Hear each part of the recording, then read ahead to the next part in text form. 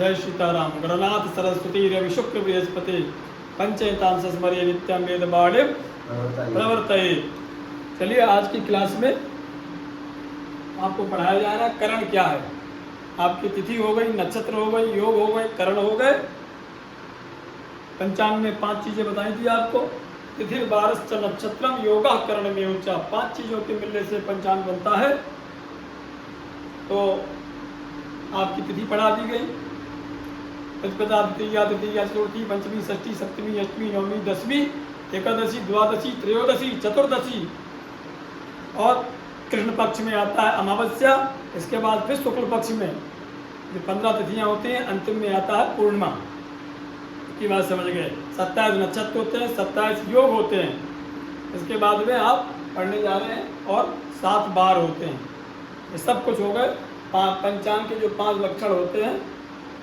5वां करण है। करण क्या होते हैं? करण 11 होते हैं पूरी मिला के। उनके नाम अलग अलग है। जो 7 करण हैं उनको चर कहते हैं और 4 को उनका नाम स्थिर है। ये जो 7 जो चर हैं, बव, बालो इत्यादि, वो क्रम से आते रहते हैं। एक खत्म होगा, एक के बाद एक आ जाएगा। पर ध्यान रखना, करण जो है आधे दिन रहता है, 12 घंटे रहता है लगभग। एक तिथि में 2 करण बीत जाते हैं। बाकी जो 3 हैं नक्षत्र, और बल्कि यहाँ चारों कह लो, दिन भी कह लो। नक्षत्र, योग, दिन और तिथि ये लगभग 24 घंटा रहते हैं। समझ में आई गोविंद? लेकिन जो करण है वो एक तिथि में 2 बार बीत जाते हैं। जो तिथि का मान होता है कितने से कितने बजे तक रही, उसमें 2 करण बीते जाते हैं। जो 7 जो चर वाले हैं वो क्रमशः एक खत्म के बाद दूसरा लग जाता है 12 घंटे के बाद। और ये जो 4 है ये कभी कभी आते हैं।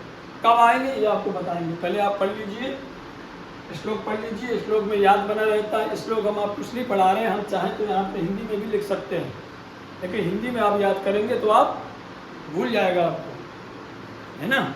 इसलिए आपको संस्कृत में लिखाया जा रहा है जिससे आपको याद बना रहे और संस्कृत में लिखने के बाद में आपको बोलना आ जाए श्लोक और प्लस अर्थ निकालना आ जाए, तो हमेशा के लिए याद बना रहेगा, क्योंकि पद हमेशा याद में बना रहता है। तो चलिए बोलिए। भवश्च बालवश्चैव कौलवस्तैतिलस्तथा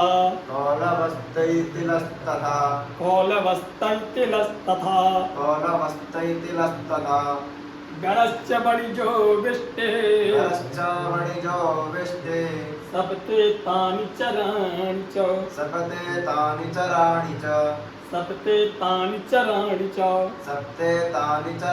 च कृष्णपक्षे चतुर्दश्यां शकुनिः पश्चिमे दले चतुष्पादश्च नागश्च अमावस्या दलद्वये शुक्ल प्रतिपदायास्तो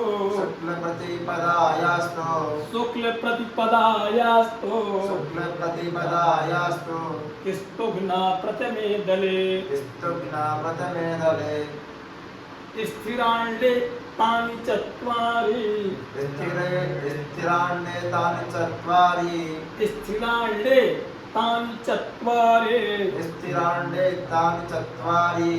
करणानि जगुर्बुधा। चलिए अब पढ़िए। आपको इस श्लोक में 7 हैं। भवश्च बालवश्चैव माने भव बालव, ये जो चा लिखा रहता है या चैव लिखा रहता है। चैव का अर्थ होता है चा और धन एव माने ही, चा माने और। ये सिर्फ श्लोक की पाद पूर्ति के लिए होते हैं, जिसमें अक्षर पूरे हो जाएं और बाकी उनका कोई अर्थ नहीं है। बाव, बालव, कौलव, कौलवा माने कौलव, यो विसर्ग को ही सा बन गया है।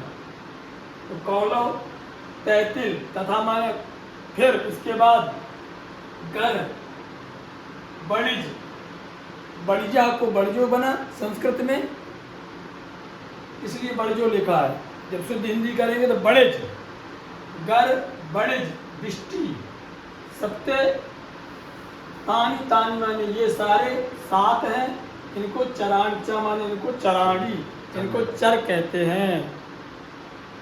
ऐसे फलम फले फलानी, ऐसे चराणी पुंसक लिंग के हैं, इसलिए इनको बहुवचन में इनको क्या कहते हैं? चर कहते हैं। समझ गए? पहला बव, बालव, कौलव, तीसरा, चौथा तैतिल, पांचवा गढ़, छठा बड़िज, सातवां बिष्टि। ठीक, अब आइए ये जो 4 पूरे मिला के 11 होते हैं। इसके बाद जो 8वां है उसको शकुनी कहते हैं। तो चलो हमने आपको ये बताया कि ये तो एक के बाद एक आते हैं। एक खत्म हुआ वो खत्म हुआ तुरंत बालव लग जाएगा, बालव खत्म हुआ कौलव लग जाएगा, कौलव खत्म हुआ तैतिल लग जाएगा, तैतिल खत्म हुआ गर लग जाएगा, और गर खत्म हुआ बड़िज, और बड़िज के बाद बिष्टि लग जाएगा। हमने आपको ये बताया था ये कभी कभी आते हैं। तो ये जो शकुनी है ये कब आता है? वही ये बता रहा है श्लोक में। कृष्ण पक्ष चतुर्दश्याम, एक पक्ष में, एक मास में 2 पक्ष होते हैं, कृष्ण पक्ष और शुक्ल पक्ष। जो कृष्ण पक्ष की चतुर्दशी तिथि होती है, जितनी देर की लगभग 24 घंटे की तिथि होती है, तो 12 घंटे पहले वाली दल मतलब 2 भाग करो तिथि के, दल मतलब 2 भाग करो। पश्चिमी माने बाद वाला भाग, पहले वाला भाग छोड़ के दूसरे वाले माने उत्तर पक्ष में, उत्तरार्ध पक्ष में, कृष्ण पक्ष की चतुर्दशी में उत्तरार्ध भाग में शकुनी नाम का योग होता है। इन कर्णों का संबंध तिथियों से, और बाकी जितने सारे नक्षत्र वो अपने हिसाब से चलते हैं, उनको कोई एक दूसरे से संबंध नहीं किसी का। चतुष्पादश्च नागश्च, जिसमें ये 8वें नंबर का चतुष्पाद है, इसको क्या कहते हैं? चतुष्पाद नाम का। और ये नाग 11वां है किस्तुग्न।